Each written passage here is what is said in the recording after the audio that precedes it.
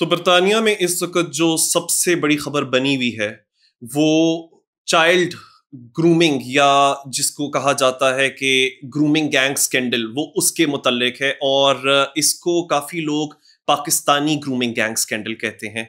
तो ये Pakistani grooming gang scandal जो कि यूके के अंदर अनकवर हुआ है, मैं अनकवर तो एग्जैक्टली नहीं कहूँगा, काफ़ी देर से इसके बारे में बात हो रही है, लेकिन जिस एक्सटेंट तक ये हो रहा था, इसकी जो एक्सटेंट अभी रिसेंटली अनअर्थ की गई है, ये सारा मसला है क्या, इसके ऊपर इतनी कंट्रोवर्सी क्यों है और पाकिस्तानी कम्युनिटी जो बरतानिया के अंदर मबनी है, why are they at the centre of this scandal. तो इसके बारे में हम जरा बात करते हैं। अब बात कुछ इस तरह से है कि जो बरतानिया के अंदर राइट विंग बैठा हुआ है, और राइट विंग से मेरे कहने का मतलब जो ब्रिटेन के अंदर वो लोग बैठे हुए हैं जो कि कहते हैं इमिग्रेंट्स को आने से रोको, जो कि कहते हैं कि मुसलमान एक साजिश रचा रहे हैं, वो बरतानिया में कहीं शरिया तो नहीं लाना चाह रहे, और जो टॉमी रॉबिन्सन नाम के फार राइट, मतलब he is not even right wing, far right जो टॉमी रॉबिन्सन जैसे लोग हैं, नाइजल फराज जैसे लोग हैं जो अब एमपी भी हैं और रिफॉर्म पार्टी के लीडर भी हैं, यहाँ तक के जो बरतानिया की होम सेक्रेटरी थी सुएला ब्रावर्मैन, ये जितने भी राइट विंग या फार राइट फिगर्स बरतानिया में बैठे हुए हैं, सबसे ज्यादा इन लोगों ने बात की थी पाकिस्तान ग्रूमिंग गैंग स्कैंडल्स के बारे में, और सबसे ज्यादा इन्होंने ही एक शोर मचाया था। और फिर वो चीज अपने पीक पे पहुंच गई थी जब इलॉन मस्क ने जनवरी 2025 के इर्द गिर्द ट्वीट किया कियर स्टार्मर के खिलाफ, कियर स्टार्मर यानी कि बरतानवी प्राइम मिनिस्टर के खिलाफ, कि उन्होंने अभी तक कुछ भी नहीं किया विक्टिम्स के लिए, जो कि सफ़ेद फार्म जो कि वाइट गर्ल्स थी ब्रिटेन की, और उनके खिलाफ जो पाकिस्तानी मर्दों ने बरतानिया के अंदर ग्रूमिंग गैंग्स चलाए और उनको एक्सप्लॉयट किया, और उसके अंदर रेप यानी कि जिनसी ज्यादती और न जाने कितने दीगर किस्म के क्राइम्स और छोटी छोटी बरतानवी बच्चियों के खिलाफ वो किए गए, उसके ऊपर जो प्राइम मिनिस्टर हैं बरतानिया के Keir Starmer, he failed to protect his own citizens, he failed to protect British girls. तो जब इलॉन मस्क ने ये वाली बात उछाली और इस बात के ऊपर उन्होंने ट्वीट किया, तो ये और ज्यादा नुमाया हो गया, it became more कंस्पिक्वस and it became a national debate in the UK. और अब जाकर इस हफ्ते एक केसी रिपोर्ट नाम की चीज निकली है, which is headed by Baroness Louise Casey. I was going through a child's file and I realised somebody Tipexed out the word Pakistani, literally Tipex. People watching the programme may not even know what that is, but it's where you cover up a word. उनको फिर UK की government ने ये जिम्मेवारी सौंप दी थी, उनको ये वाली जिम्मेवारी दे दी गई थी कि अब आपने इंक्वायर करना है, आपने इन्वेस्टिगेट करना है कि what was the extent of this British, या ब्रिटिश से बेहतर होगा पाकिस्तानी ग्रूमिंग गैंग स्कैंडल। ये था क्या, ये है क्या, is the far right blowing it up unnecessarily, और डिड इट रियली हैपन, और इन लड़कियों को इंसाफ अगर नहीं मिला तो क्यों नहीं मिला। तो अब उस केसी रिपोर्ट को सामने रखते हुए हम ये कह सकते हैं कि काफ़ी सारी बातें जो कि ब्रिटेन की फार राइट कह रही थी, जिनके बारे में अक्सर ये बात जानी जाती है और मशहूर है कि वो झूठ बोलते हैं या वो बात को एग्जेजरेट करते हैं, टर्न्स आउट कि इस दफ़ा वो बिल्कुल सच कह रहे थे। And I am not giving a sweeping statement, the evidence is out. When I से बिल्कुल सच, वो वाकई बिल्कुल सच कह रहे थे। सो इवन दो मैं खुद अपने आप को लिबरल या लेफ्ट विंग कंसिडर करता हूँ, लेकिन फिर भी इट हर्ट्स मी टू से, but I can not lie, Suella Braverman was actually right. White English girls being pursued and raped and drugged and harmed by gangs of British Pakistani men who've worked in child abuse rings or networks. We've seen institutions and state agencies, whether it's social workers, teachers, the police, turn a blind eye to these signs of abuse, out of political correctness, out of fear of being called racist, out of fear of being called bigoted. वो जो बात कर रही थी Pakistani grooming gangs के बारे में जो कि यूके के अंदर मबनी है और जो साल दहाइयों से ऑपरेट कर रहे थे, that too with impunity, she was right about them. So इसके अंदर जरा देखते हैं है क्या, और ये केसी रिपोर्ट के अंदर कहा क्या गया है। सो ये जो पाकिस्तानी ग्रूमिंग गैंग स्कैंडल के बारे में बातचीत होती चली आ रही है, ये कोई नई बात नहीं है। अभी मेरे इस इंट्रोडक्शन को सुन के लगा होगा जैसे कि ये लेबर गवर्नमेंट के दौरान हुआ है। लेबर गवर्नमेंट तो यूके के अंदर 2024 के अंदर इलेक्ट हुई थी, लेकिन उससे पहले 14 साल के लिए कंजर्वेटिव पार्टी, जिसको टोरी पार्टी भी कहा जाता है, तब तक तो उन लोगों की हुकूमत थी, या के बाद दीगरे लगातार मुसलसल। So they were the ones who were successively in power. तो कियर स्टार्मर को ब्लेम करना, I think that's a far right trope. ये कहना कि लेबर गवर्नमेंट की फेलियर है, not exactly, but overall failure absolutely, most definitely. तो 1980 से कहीं जाकर ये वाली बात शुरू होती है कि जो एविडेंस अनअर्थ हुआ है that goes back at the very latest, I mean अगर बहुत ही हम पीछे भी चले जाएं तो it goes back to 1980s, और 1980 से लेकर एट द वेरी लीस्ट 2013 तक हमें इस तरह के एग्जाम्पल्स मिलते हैं। और अभी केसी रिपोर्ट ने कहा है थाउजेंड्स, मतलब रॉचडेल के अंदर अलोन 1997 से 2013 तक के कोई 1400 ऐसे केसेस हैं जिसके अंदर के दीगर बच्चियां, और उनकी अगर आप उम्रें भी देखें तो वो 11 से 16 साल की बच्चियां थीं। They had been exploited and they had been exploited, they had been groomed, और सेक्स ट्रैफिकिंग और रेप इस किस्म के भयानक किस्म के क्राइम्स छोटी बच्चियों के अगेंस्ट, और मोस्टली वो सारी बच्चियां वाइट थीं और नेटिव ब्रिटिश थीं, तो उनके अगेंस्ट ये वाले क्राइम्स कमिट किए गए हैं, ये वाले सेक्स क्राइम्स कमिट किए गए हैं। और अगर आप इसकी तफसीलात देखें, जो कि शायद मैं इधर कंप्लीटली नहीं भी मेंशन कर सकूंगा बिकॉज वो इतने कोई घिनौने हैं, वो इतने कोई भयानक हैं कि आई डोंट थिंक यूट्यूब की पॉलिसी वो मुझे एग्जैक्टली अलाउ करेगी कि मैं बहुत ज़्यादा डिटेल्स में जाऊँ, लेकिन I will definitely elaborate on कि वो किस किस्म के क्राइम्स थे। तो वो जो इतने साल ये क्राइम्स चलते चले आ रहे थे, most devastatingly for the Pakistani community, it turns out के in towns like Rochdale, Telford, Rotherham और इस तरह के जितने भी दीगर और टाउन्स का नाम दिया गया है केसी रिपोर्ट के अंदर, वहां अगर देखा जाए, so I am not saying overall UK के अंदर ग्रूमिंग गैंग्स के अंदर ये डोमिनेट करते हैं, बट ये जो स्पेसिफिक टाउन्स के मैंने नाम लिए हैं, अगर इधर हम लोग चाइल्ड या girl child grooming cases check करें और सेक्स ट्रैफिकिंग के केसेस चेक करें, तो इन ग्रूमिंग गैंग्स को जो चला रहे थे they were almost invariably of Pakistani origin. तो काफी लोग ये कह रहे थे कि जी एशियन ओरिजिन या मुस्लिम्स, हाँ एशियंस और मुस्लिम्स बिल्कुल मुलव्वस थे, लेकिन विद इन दैट ग्रुप जो डोमिनेंट ग्रुप था वो था Pakistani Muslim male, and that really puts, unfortunately guilt by association वाली बात हो जाती है, that puts every potential immigrant into Britain and that puts every actual immigrant into Britain under the spotlight and for all the wrong reasons. So हो क्या रहा था 1980 से, इतनी देर क्यों लग गई, और क्या हम इस पे सिर्फ पाकिस्तानी कम्युनिटी को ब्लेम करें या फिर ओवरऑल जो सिस्टम है उसकी इनएफिशिएंसी को भी ब्लेम करना बनता है। सो जिस तरह मैंने कहा 1980 से कहीं जाकर एविडेंस इसका रिकॉर्ड होना शुरू होता है कि 11 से 16 साल की बच्चियां, उनको ग्रूम किया जाता था। अच्छा, ये ग्रूमिंग क्या चीज़ होती है और किस तरह से उनको ग्रूम किया जा रहा था? उनको ग्रूम कुछ इस तरह से किया जा रहा था कि जो पर्टिकुलरली जो वर्किंग क्लास फैमिलीज को बिलोंग करती थी, या जो वर्किंग क्लास फैमिलीज के विद इन जो ब्रोकन फैमिलीज हैं, और काफ़ी सारे इस तरह के लोग रहते हैं ब्रिटेन के अंदर, ब्रिटेन की पेरिफेरीज में। और अगर 1980s का हम लोग ज़माना देखें तो वो तो ऑस्टेरिटी वाला पीरियड था, मतलब Margaret Thatcherite was at an all time high, तो काफ़ी ज़्यादा इकोनॉमिक क्राइसिस भी उस वक्त मचा हुआ था। And for the poorest of the poorest Britons, I believe कि उस वक्त there was not much public spending from the government, not many unemployment benefits either, not many job opportunities as well, because austerity का ज़माना था। So उस context के अंदर जितने भी disadvantaged या socially economically disadvantaged families थी, खास तौर पे इस तरह की broken families, इस तरह की economically struggling families, इनकी बच्चियां, they were the easiest targets to prey upon। और exactly यही हुआ कि जो पाकिस्तानी एशियन men हैं जिसको कि केसी रिपोर्ट ने हाईलाइट किया है, वो काम करते थे या तो टैक्सी ड्राइवर्स के तौर पे, या टेक अवे जौन से रेस्टोरेंट्स होते हैं वो छोटे मोटे आपके जौन से बर्गर एंड फ्राइज वाले रेस्टोरेंट्स हैं वो उधर काम करते थे, या इनमें से काफ़ी सारे मर्द हजरात इलिसिट ड्रग ट्रैफिकिंग के अंदर भी इन्वॉल्व थे। And what they started doing was कि जो ऑलरेडी इतनी सारी ये बच्चियां थीं 11 to 16 ईयर ओल्ड के एज ग्रुप में, most of them school going, तो उनको वो लोर करते थे। लोर का मतलब अट्रैक्ट करते थे अपने इस गैंग में इन अ वेरी टॉक्सिक वे, इन सच अ वे कि दे फाउंड देमसेल्व्स एनट्रैप्ड, यानी कि उनकी जितनी भी वल्नरेबिलिटीज हैं, उनकी जितनी भी इनसिक्योरिटीज हैं, सबसे पहले तो आप इनको इस तरह की डिसएडवांटेज लड़कियों को या तो you would make them feel good about themselves, या you would provide them with the kind of importance या with the kind of attention that they were looking for, या I mean जिस तरह मैं takeaways वगैरह की बात करूं, even free meals, what not, and these men would come across as very friendly and very much on their side.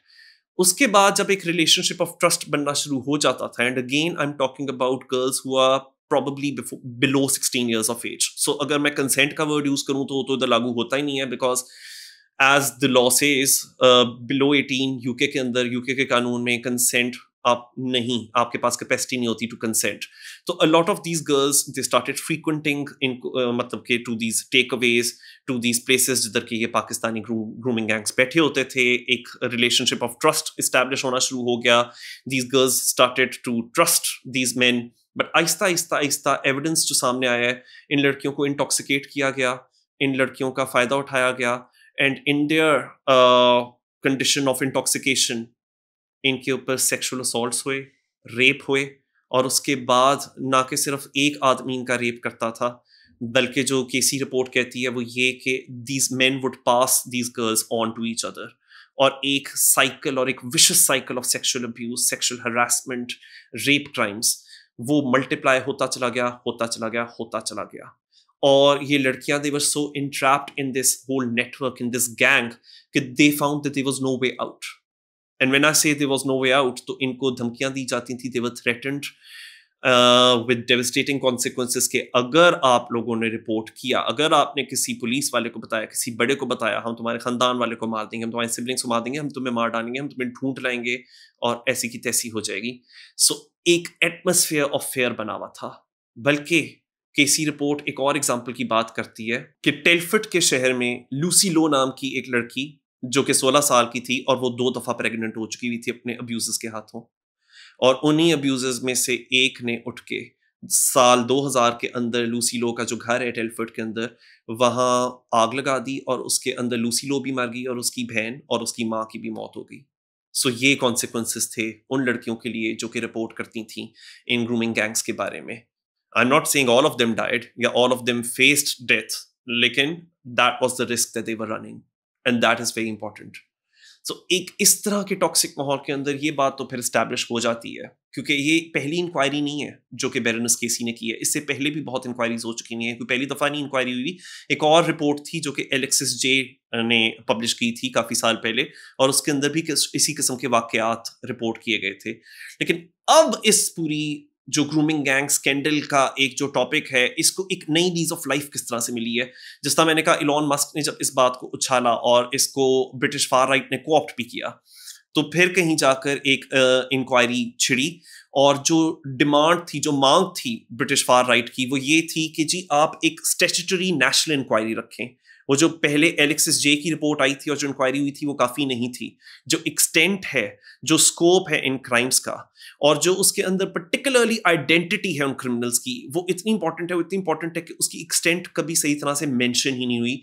और इनका मुतालबा ये था, जो ब्रिटिश फार राइट थे, कि ये इंक्वायरीज इसलिए रीओपन की जाए क्योंकि ये पाकिस्तानियों ने किया है, and that was the main contention on their part. अब जब केसी रिपोर्ट सामने आई है, एंड इट टर्न्स आउट कि a lot of the fears जो कि एड्रेस कर रहे थे ब्रिटिश फार राइट, वो सच निकले हैं. तो we really need to think कि इसके कॉन्सिक्वेंसेस क्या होंगे और ये फेलियर किसके ऊपर पिन किया जाए. अब ऑफ कोर्स एक इमिग्रेंट कम्युनिटी के लोग, एक माइनॉरिटी कम्युनिटी के लोग जब क्राइम करें, तो फार राइट के लिए बहुत आसान हो जाता है अपना पॉइंट प्रूव करना कि हम तो पहले कह रहे थे इमिग्रेंट्स को ना आने दो, और उससे भी ज्यादा हम कह रहे थे कि जो मुसलमान मर्द हैं वो बहुत ही प्रॉब्लमेटिक हैं. और मुसलमान मर्दों में भी खास तौर पे जो पाकिस्तान से उठ के मुसलमान मर्द हजरात आते हैं, उनके ख्यालात, उनके आउटलुक्स, उनके वैल्यूज हमारे ब्रिटिश वैल्यूज के साथ अलाइन नहीं करते. दिस इज एग्जैक्टली व्हाट सुअला ब्राह्मण हैड आल्सो सेड, कि ये लोग हमारे मुल्क में तो आ जाते हैं और ना ये लोग हमारी बोली बोलना चाहते हैं, और ना ही ये हमारे साथ इंटीग्रेट करते हैं हमारी ब्रिटिश सोसाइटी के साथ. एंड डेफिनेटली इनके वैल्यूज कुछ इतने बैकवर्ड हैं, इनके वैल्यूज इतने एलियन हैं, इतने फॉरेन हैं, कि वो ब्रिटिश वैल्यूज एंड जो ब्रिटिश एटीट्यूड्स हैं टुवर्ड्स विमेन, वो उसके साथ अलाइन नहीं करते. ये बात किस हद तक सच है, एक तो ये देखना जरूरी हो जाता है. और जिस तरह मैंने कहा फेलियर किसका है, उसके नताइज क्या होंगे. अब अगर जिस तरह मैंने कहा, it's very easy to pin the blame on Pakistani community, कि आप बाय एसोसिएशन सारी की सारी पाकिस्तानी कम्युनिटी को उठाकर बुरा कहना शुरू कर दो, कहो कि जी ये वाली कम्युनिटी तो है ही ऐसी, ये तो गंद मचाते हैं हमारे मुल्कों में आकर. ये तो सबसे आसान चीज़ है. ये फार राइट सिर्फ बरतानिया के अंदर नहीं, दुनिया भर में करती है. हमारे अपने पाकिस्तान के अंदर भी जो हमारे पास मजहबी अकलियतें हैं या जो लोग एथनिक माइनॉरिटीज़ हैं, हम उनको ही डिमोनाइज और विलिफाई करते हैं. That's the easiest thing to do. या किसी को आप कह दो कि वो फॉरेन एजेंट है एंड व्हाट नॉट, और आप हमेशा एक ये इन्वायरमेंट क्रिएट करते हो कि जी our way of life is under threat because of the foreigner, because of the other, because of a minority group of people. So that's a very lazy thing to do. इस case में it is necessary because unfortunately it is indeed Pakistani men जो कि perpetrators थे, mostly in these certain towns which were the topic of investigation. लेकिन सिर्फ ये कहना कि एक कम्युनिटी को निकाल दोगे और यहाँ से खारिज कर दोगे तो सारी चीजें ठीक हो जाएंगी, that's lazy and that's too simplistic and that's too opportunistic and that's what I call propaganda. और काफी लोग जो फार राइट से बिलोंग करते हैं, अगर ये वीडियो देख रहे होंगे, वो कहेंगे नहीं तुम पाकिस्तानी लोग ऐसे हो तो तुम ये कैसे कह सकते हो, तुम लोग ऐसे हो तो ऐसे हो, दुनिया तो तुम्हारे बारे में यही कहेगी. Well, we have to have nuanced conversations. और मेरे लिए एक बड़ी रिडक्टिव रीजनिंग दे देना इधर बैठ कर के जी पाकिस्तानी ही सारी मुसीबत की जड़ है, इनको निकाल दो बरतानिया से सब ठीक हो जाएगा, मैं आप लोगों को खुश तो कर दूंगा ये कहकर, लेकिन I don't think that I be having an honest conversation, an nuanced conversation which is the need of the hour. So failures की अगर बात करूं, definitely you know one of the most major problematic areas is these men. बिल्कुल मैं मानता हूं पाकिस्तानी मर्द हजरात बहुत सारे जो इस तरह के इसमें मुलव्विस थे, बहुत सारे जो उठ के जाते हैं, जो कि अभी तक इसमें मुलव्विस नहीं हुए, लेकिन क्या पता कल परसों हो भी जाए, और उससे पहले कि ऐसा हो उनको रोक देना चाहिए. मैं मानता हूं कि they are a root cause, a very major root cause of the problem. क्यों?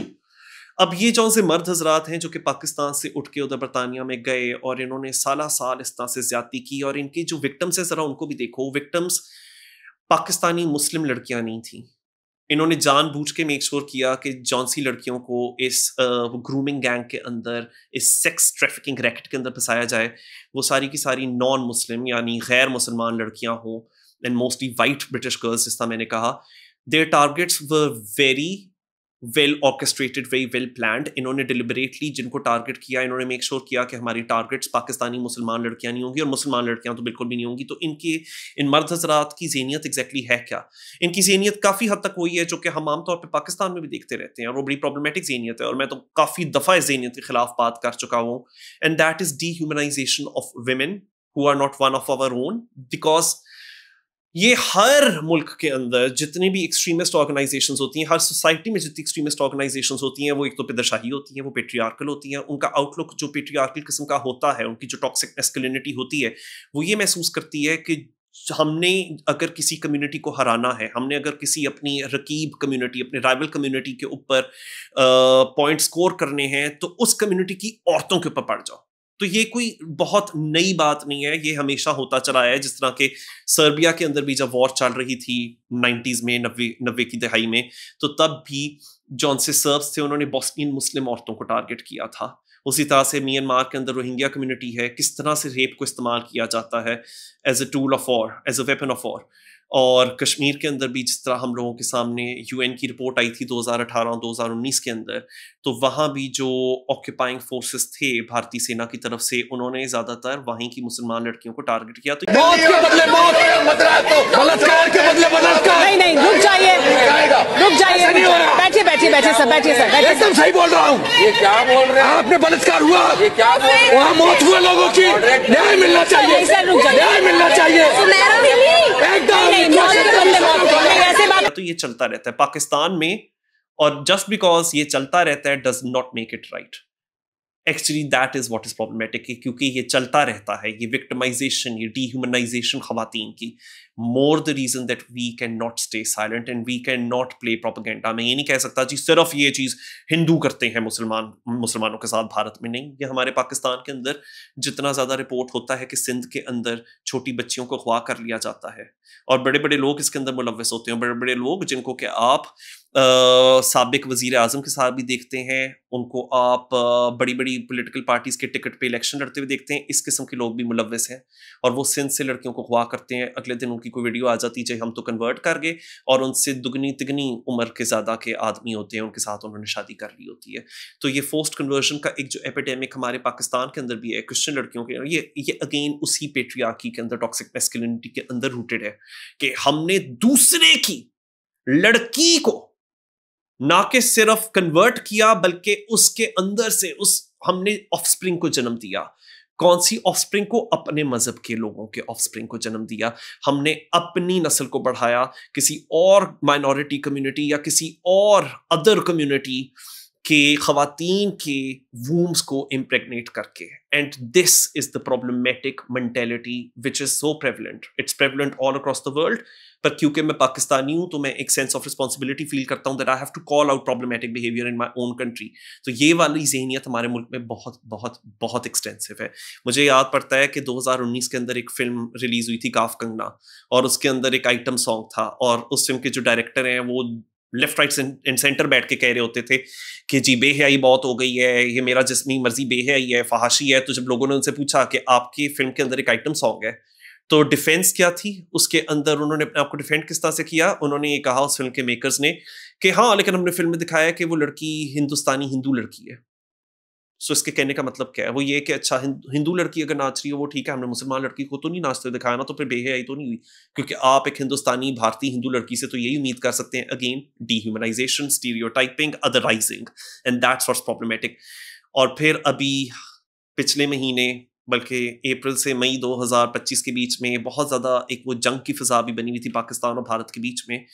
तो मुझे याद पड़ता है एक बहुत बड़े एक पाकिस्तानी जर्नलिस्ट हैं, तज्ज़ियाकार हैं, मुबश्शिर लुकमान साहब. तो उन्होंने भी एक पॉडकास्ट के ऊपर कहा कि मैं उलमा इकराम से पूछना चाहता हूँ कि अगर हमारी भारत के साथ जंग हो जाती है और अगर हम बॉलीवुड एक्ट्रेसेस को अपनी बंदी बनाकर रख लेते हैं, हम उनको अगर माले गनीमत में ले लेते हैं. उलमाए दीन से मैं एक सवाल पूछूं कि अगर हम इंडियन एक्टर से हमारी लौंडियां बन के आती हैं तो हमें इजाजत है लौंडी बनाने की कि नहीं है इजाजत? अच्छा, उसमें भी कोई आपकी चॉइस है? वो काफी है, लेकिन आप उसको छोड़ दें. नहीं सर, मैंने घर भी तो जाना है अपने यार. नहीं वो देखें, ये तो वो आई ना माले गनीमत के कहें कि दैट ही वाज जोकिंग या he was just kidding, but the level of your jokes also tells about your outlook towards women. तो ये वाली सोच इसलिए प्रॉब्लमेटिक हो जाती है क्योंकि आप ये कहते हो कि जी एक सेट ऑफ खवातीन है, उनका कंसेंट नहीं मैटर करता, उनकी इज्जत नहीं मैटर करती, हमारी तो नज़र में उनकी कोई इज्जत ही नहीं है. और पाकिस्तान के अंदर तो ये बहुत हार्मफुल आइडियाज़ हैं, बल्कि ये भारत के अंदर भी हैं, क्योंकि मैं भारतीय फिल्में भी देखता हूँ. भी हाल ही में एक फिल्म रिलीज हुई है भारत में, हाउसफुल 5. उसके अंदर जितने प्रॉब्लमेटिक व्यूज़ खवातीन की तरफ दिखाए गए हैं, और ये सालों से उनकी भी फिल्मों में चलता चला आ रहा है, और उसमें ये होता है ख़ास तौर पर अगर वो ये जो वर्ड यूज़ करते हैं ना, ये करते हैं फिरंगी. तो अगर वो कोई फिरंगी खातून है इनकी नज़र में, तो वो तो अवेलेबल है, वो तो इतनी लिबरल है, वो तो इतनी लिबरल है कि उसका कंसेंट का सीख करना, वो तो she is asking for, she is on a lookout. तो वो तो उसके अंदर तो शर्म हया वाली बात ही नहीं है. वो तो हमारी जो देसी खवातीन है सिर्फ उनमें इनकी ये मेंटेलिटी है. और पाकिस्तान के अंदर तो फिर ये किस तरह से जस्टिफाई करते हैं कल्चरल रिलीजियस प्रिटेक्स्ट के अंदर, वो तो फिर आप सोच ही सकते हैं. तो जब ये इस किस्म के बैकवर्ड माइंडसेट को लेकर जाते हैं उस तरह के ममालिक में जिधर की खवातीन को जागीर नहीं समझा जाता, जिधर खवातीन के पास इक्वल सिटीजनशिप है, जिधर women are relatively more economically empowered even though that system is not perfect, तो फिर प्रॉब्लम हो जाती है. फिर वही वाली प्रॉब्लम होती है जो कि इवन स्वाला ब्रावरमैन जैसे डूबियस लोग भी कह रहे होते हैं कि जी they do not align with our values. इन लोगों की जो कल्चर लेकर आते हैं हमारे मुल्कों के अंदर, वो हमारे कल्चर के साथ अलाइन नहीं करता. तो वो बात कहीं ना कहीं सच्ची भी हो जाती है. तो ये चीज़ सिर्फ बरतानिया के अंदर पाकिस्तानी डायस्पोरा को नहीं लुक इनटू करना होगा, वो तो उनको करना ही होगा, लेकिन पाकिस्तान के अंदर, हमारे मुल्क के अंदर भी इस किस्म के जो ख्यालात हैं, अभी सना यूसुफ के मर्डर में ही हम लोगों को दिख गए हैं कि कितने सारे लोग खुशियां मना रहे थे उसके कत्ल के ऊपर, कह रहे थे बिल्कुल ठीक हुआ जी, उसके अंदर तो गैरत ही नहीं थी. कंदील बलोच का जो कत्ल हुआ, हमारे मुल्क में बहुत ज़्यादा प्रॉब्लमेटिक माइंडसेट है ख़वातीन के बारे में. और प्रॉब्लम ये है पाकिस्तान के अंदर कि अगर एक खातून को ये लोग देख लेते हैं ना कि वो एम्पावर्ड है, या वो अपनी मर्जी का लिबास पहन रही है, या वो ऑन हर ओन टर्म्स जिंदगी गुजार रही है, या वो हर वक्त 24 घंटे किसी चिनमन के पीछे नहीं छुपी हुई, तो यहाँ के मर्दों को ऐसा महसूस कराया जाता है. टीवी के ऊपर जिस किस्म के प्रोग्राम्स दिखाए जाते हैं, हमारे सियासतदान जिस किस्म की स्पीचेस देते हैं कि जी अगर औरत बड़े मुख्तसर लिबास पहनेंगी तो फिर तो रेप तो होगा ही, क्योंकि मर्द रोबोट तो नहीं है. इस किस्म की जब बातें पाकिस्तान में बड़े से बड़ा और छोटा सा छोटा आदमी करता है, और आप इसको सेलिब्रेट कर रहे होते हो एक नेशनल लेवल के ऊपर, तो हर किसी को लगता है कि अगर एक औरत दिन रात चिलमन के पीछे नहीं छुपी हुई तो चलो जी कर लो जो करना है, बिकॉज एंड पे सिस्टम हमारा साथ देगा. Well you know I have got a shock for you. 30 सालों के लिए बरतानिया आप लोगों को नहीं पकड़ सका, या आप लोगों के जुराइम के ऊपर उन्होंने भी पर्दा डाला, लेकिन कहीं 31वीं साल के ऊपर जाकर अब वो लोग भी, उनका भी सिस्टम आपका साथ नहीं दे रहा. सो खास तौर पे अगर आप पाकिस्तान से वही मेंटेलिटी लेकर बाहर जाओगे, वहां के सिस्टम आपका साथ नहीं देने वाले. एक तो ये आपके लिए बहुत बड़ा शौक आने वाला है. आपकी इन हरकतों की वजह से फिर मेरे जैसे जो अच्छी नीयत रखने वाले लोग हैं, और वो अच्छी नीयत लेकर बरतानिया जाते हैं, अमेरिका जाते हैं, यूरोप जाते हैं, उन बेचारों को भी बार बार साबित करना पड़ता है. पहले तो साबित करना पड़ता था कि जी नहीं नहीं नहीं हम लोग दहशतगर्दाना सोच नहीं रखते, अब साबित करना पड़ता है या करना पड़ जाएगा and for no fault of people like me कि जी हम लोग इस किस्म के घटिया ख्यालात नहीं रखते ख़वातीन की तरफ, हम लोग इस तरह से रेपिस्ट मेंटेलिटी नहीं रखते। आप लोगों की हरकतों की वजह से ना जाने कितने और जो जेन्युइन स्टूडेंट्स ऑफ वर्कर्स और इमिग्रेंट्स और ट्रेवलर्स जा रहे होंगे इस तरह के ममालिक में अपने लिए नई अपॉर्चुनिटी सीख करने के लिए, उनको कटहरे में खड़ा होना पड़ जाएगा। सो या शेम ऑन यू। एंड वो सारी चीज़ें जिनके ऊपर आप लोग इतना ज़्यादा प्राउड फील करते हो अपने मुल्क में, एक्चुअली पूरी दुनिया उस पर थू थू करती है, लानते भेजती है। This is there view about it. Next, अब ये तो मैंने बता दिया कि Pakistani main particularly and there mindset, what's the problem with that. अब आ जाता हूँ जरा बरतानिया, जरा उनको भी कटहरे में मैं खड़ा करूँ।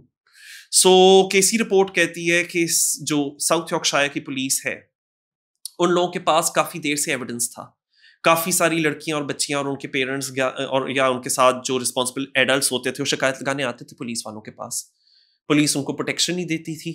ये जो गैंग के परपेट्रेटर्स हैं, ये जो गैंग के क्रिमिनल्स हैं, उनके अगेंस्ट इवन दो इतना ओवरवेलमिंग एविडेंस होने के बावजूद भी वो प्रोटेक्शन नहीं देती थी, या फिर वो डिसमिस कर देते थे इन बच्चियों को और उनको गंदे गंदे वर्ड्स कहते थे। And the word is spelled as SLAG।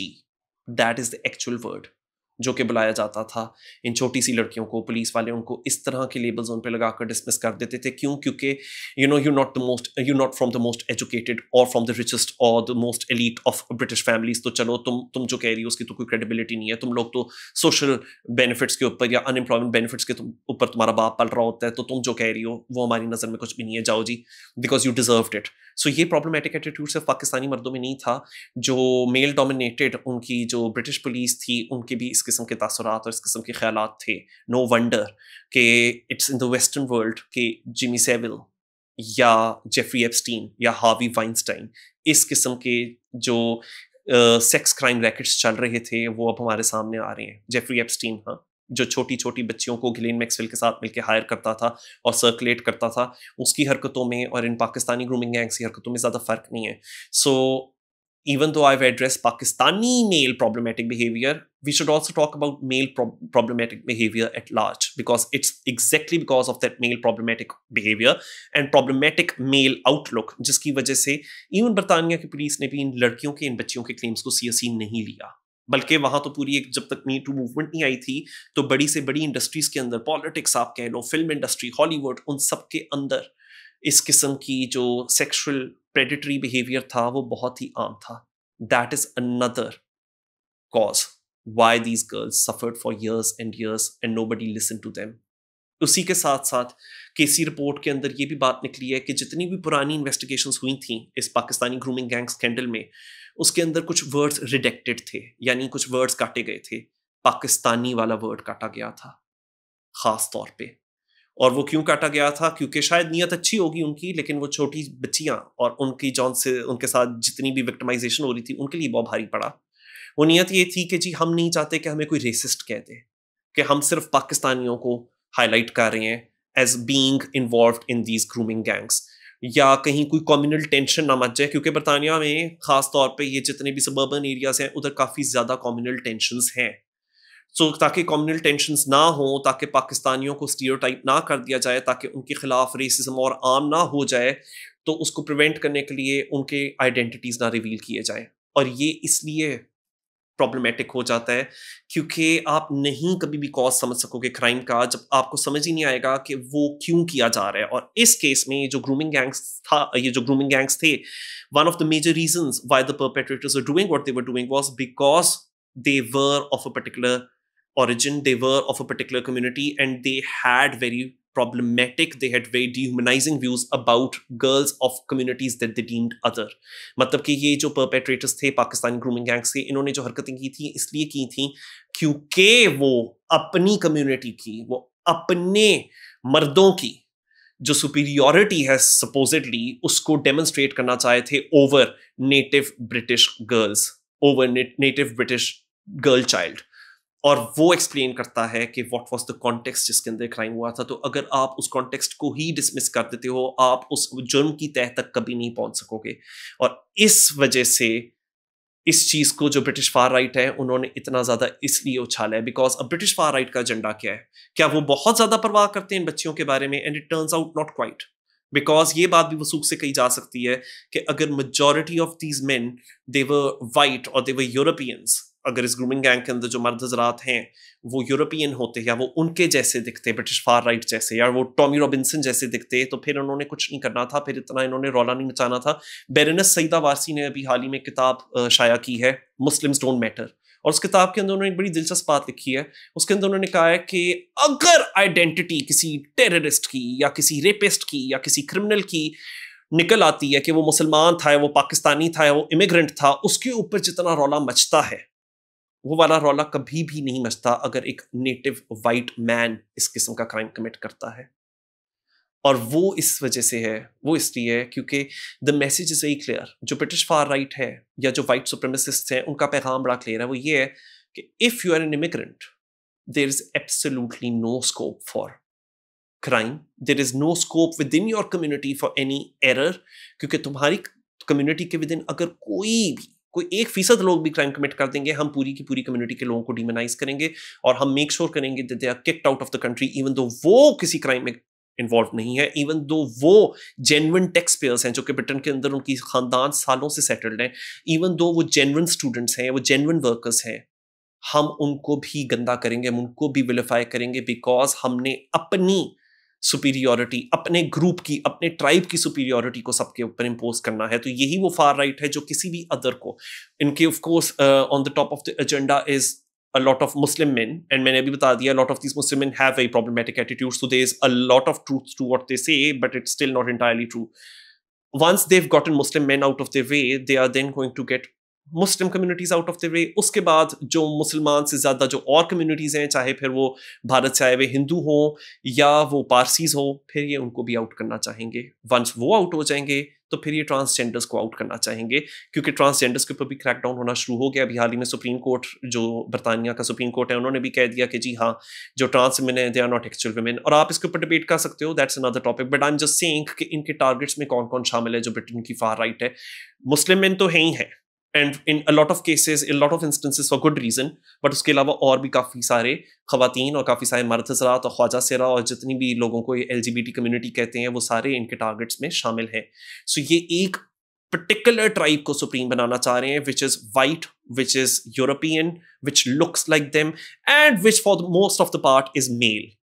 सो ये जो ब्रिटेन के अंदर या वेस्ट में या इवन US के अंदर ये जो mega far right western supremacy वाली मूवमेंट चल रही है, this is again a patriarchal movement at its heart, and that is why you're going to see that it's the patriarch like Tommy Robinson or Nigel Farage or Donald Trump जो कि इस किस्म की movements को, या Elon Musk, वो इस किस्म की मूवमेंट्स को लीड कर रहे होते हैं। ये वाली मूवमेंट्स भी कितनी हार्मफुल हैं, इनकी डिसइंफॉर्मेशन, इनकी हेट मॉन्गरिंग कितनी हार्मफुल है, वो हम लोगों को दिख गई थी पिछले साल 2024 में, जब जुलाई से अगस्त 2024 के बीच में साउथपोर्ट UK के अंदर राइट्स छिड़ गए थे, जब 3 बच्चियां वो एक टेलर स्विफ्ट थीम कॉन्सर्ट पे गई हुई थी, तो वहाँ एक आदमी आया, एक्सेल रुडाकुबाना, जो कि एक्चुअली क्रिश्चियन ओरिजिन या क्रिश्चियन फैमिली से था, और उसने इन 3 बच्चियों का कत्ल किया। तो उसके बाद से एक अफवाह सी फैल गई और डिसइंफॉर्मेशन फैल गई, जिसको किसवाला बाबामैन जैसे लोगों ने भी सपोर्ट किया और जिसको एंड्रू टेट जैसे लोगों ने।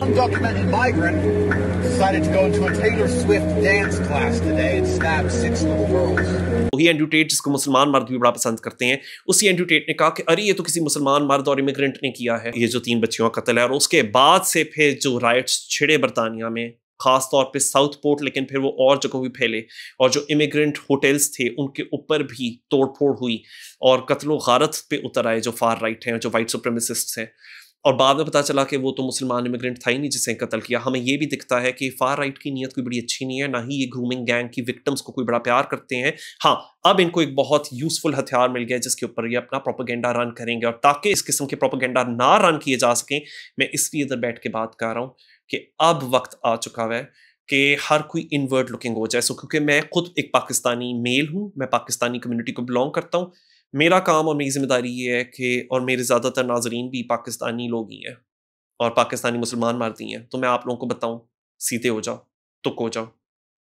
तुम लोग अपनी तो अपॉर्चुनिटीज़ काट ही रहे हो ज़िंदगी में। जो बाकी पाकिस्तानी लोग हैं, और ख़ासतौर पे जो बाकी पाकिस्तानी मर्द हैं जिनको अब कटहरे में खड़ा होना होगा, तुमने उनकी भी अपॉर्चुनिटीज़ को कट कर दिया है। इतना गंदा स्टिग्मा लगाया है तुमने अपने मुल्क के लोगों के ऊपर, अपनी कम्युनिटी के ऊपर।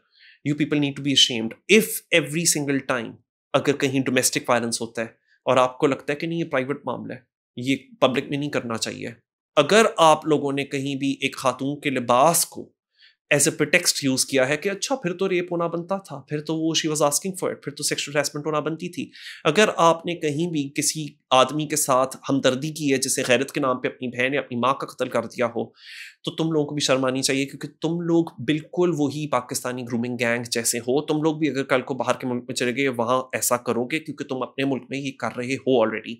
सो इसलिए मेरी जिम्मेदारी है कि मैं जिधर जिधर इस किस्म की मेंटेलिटी और ज़हनियत को देखूँ, चाहे वो कोई स्क्रिप्ट राइटर हो, चाहे वो कोई यूट्यूबर हो, चाहे वो कोई सियासतदान हो, या वो कोई सड़क छाप हो पाकिस्तान के अंदर, मेरा काम ये है कि मैं उनको चैलेंज करूँ, no matter what it costs me, but this is my responsibility, I am doing that.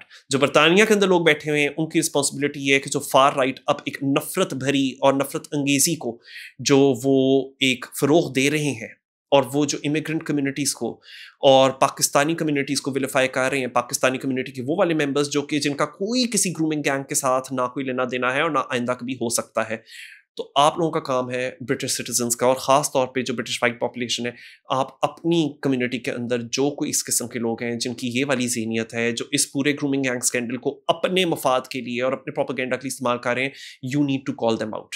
Y? Because together by calling out problematic elements within our own communities, we can make a safer world, safer for the girl child, safer for vulnerable women, safer for vulnerable minorities, and ultimately safer for ourselves. So I hope that you gathered something useful from this video. Until next time.